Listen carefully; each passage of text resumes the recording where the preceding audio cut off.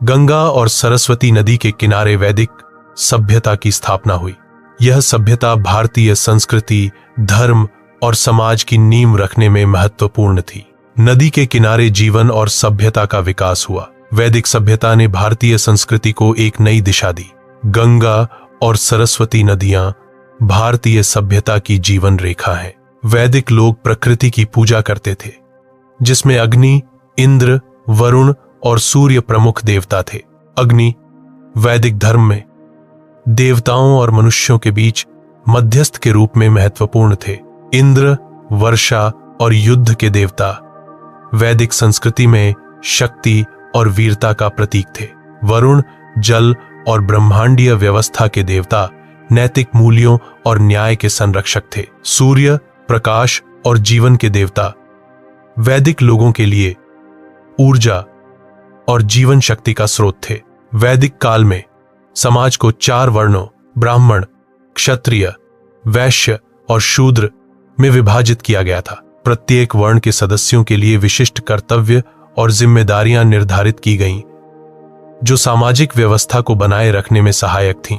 उपनिषदों ने आध्यात्मिक ज्ञान और आत्मा परमात्मा के रहस्यों को उजागर किया, जो वैदिक दर्शन का एक महत्वपूर्ण हिस्सा था। जाति व्यवस्था और उपनिषदों का ज्ञान वैदिक समाज की संरचना और आध्यात्मिक चिंतन को दर्शाता है। गुरुकुल जंगल में स्थित है, जो विद्यार्थियों के लिए एक शांत और प्राकृतिक वातावरण प्रदान करता है। यहाँ विद्यार्थी साधारण जीवन जीते हैं, जो उन्हें आत्मनिर्भर और प्रकृति के करीब रहने की शिक्षा देता है। वे गुरु के साथ रहकर शिक्षा प्राप्त करते हैं, जिससे उन्हें व्यक्तिगत मार्गदर्शन और नैतिक मूल्यों का ज्ञान मिलता है। दैनिक कार्यों में भाग लेकर विद्यार्थी अनुशासन, सहयोग और जिम्मेदारी का महत्व समझते हैं। गुरुकुल का वातावरण विद्यार्थियों को शारीरिक, मानसिक और आध्यात्मिक रूप से विकसित होने में मदद करता है। प्राचीन भारतीय शिक्षा प्रणाली में छात्रों को वेद, गणित, खगोल विज्ञान, संगीत और युद्ध कला जैसे विषयों का अध्ययन कराया जाता था। गुरु छात्रों को ज्ञान प्रदान करते थे, जो शिक्षा प्रणाली का एक महत्वपूर्ण हिस्सा था।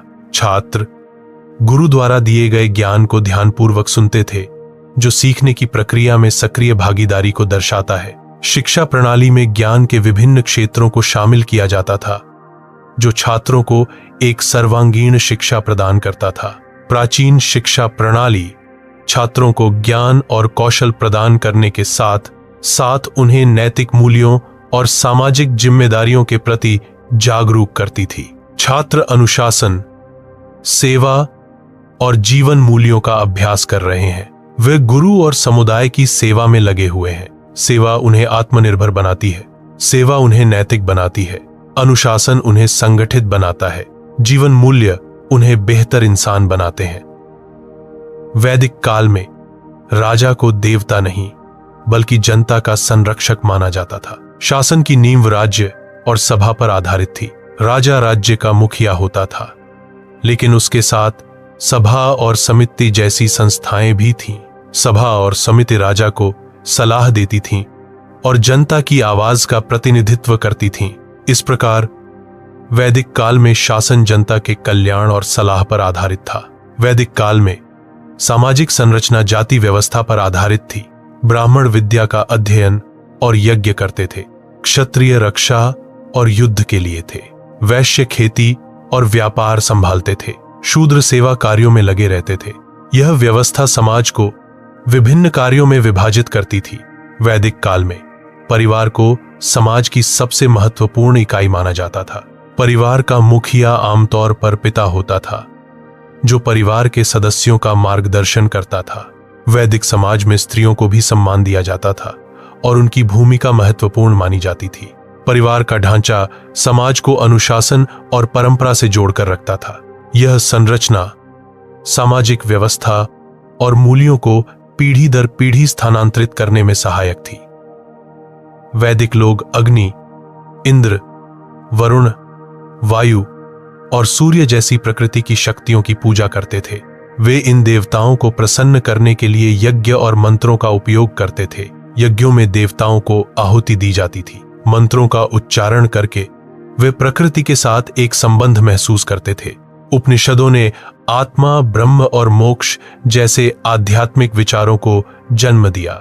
संस्कृति में संगीत, नृत्य और साहित्य का महत्वपूर्ण स्थान था। संस्कृत भाषा का विकास हुआ और वैदिक ग्रंथों ने ज्ञान की परंपरा को आगे बढ़ाया। यह समय दार्शनिक और सांस्कृतिक विकास का काल था, जिसने भारतीय चिंतन को गहराई से प्रभावित किया। समय के साथ कठोर जाति व्यवस्था ने वैदिक सभ्यता को कमजोर कर दिया। अत्यधिक यज्ञों और आंतरिक संघर्षों ने भी वैदिक सभ्यता के पतन में योगदान दिया। इन कारणों से समाज में विभाजन और असंतोष बढ़ा, जिससे सभ्यता का पतन हुआ। धीरे धीरे वैदिक सभ्यता से महाजनपद और नए राज्यों का दौर शुरू हुआ। वैदिक धर्म और संस्कृति की छाप आज भी भारतीय जीवन में देखी जा सकती है।